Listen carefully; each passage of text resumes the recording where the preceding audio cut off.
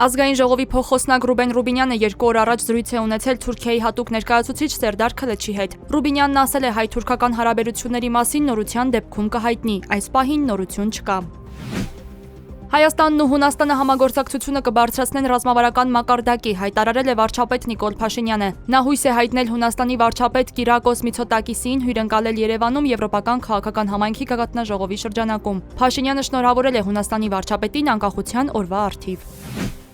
Հայաստանի հումանիտար օգնությունն Իրանին եղել է Երևանի նախաձեռնությունը, Թեհրանն այդ հարցով չի դիմել։ Սպուտնիկ Արմենիային հայտնել է Իրանի դեսպան Խալիլ Շիրօղլամին։ Դեսպանի խոսքով դա բարեկամական պետության կողմից բարի կամքի դրսևորում էր։ Նա նաև նշել է, որ Իսլամական Հանրապետությունում իրավիճակը կայուն է, բնակչությունն ապահովված է անհրաժեշտ ամեն ինչով, ապրանքների դեֆիցիտ կամ որևէ խուճապ չկա։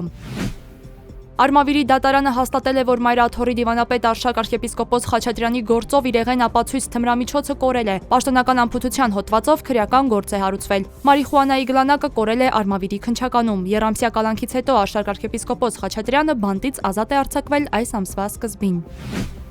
Մասիսում 75-ամյա տղամարդը դանակահարել է նախկին կնոջը, ըստ նախնական տվյալների դրդապատճառը խանդն է։ 70-ամյա կինը մահացել է ստացած մարմնական վնասվածքների հետևանքով։ Տղամարդը ինքնակամ ներկայացել է ոստիկանություն, նա ձերբակալվել է։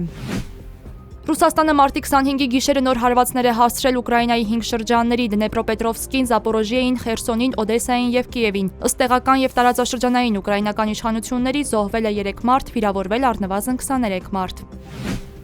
Դանիայի կառավարության ղեկավար Մետե Ֆրեդերիկսենը հրաժարական է տվել երկրի արքա Ֆրեդերիկ Իքսի հետ հանդիպումից հետո։ The Guardian-ը գրում է, որ 3 անցկացված ընտրություններում Ֆրեդերիկսենի սոցիալ-դեմոկրատներ կուսակցությունը ցույց է տվել վերջին 100-ամյակում վատագույն արդյունքը, ստանալով 21.9% քվե։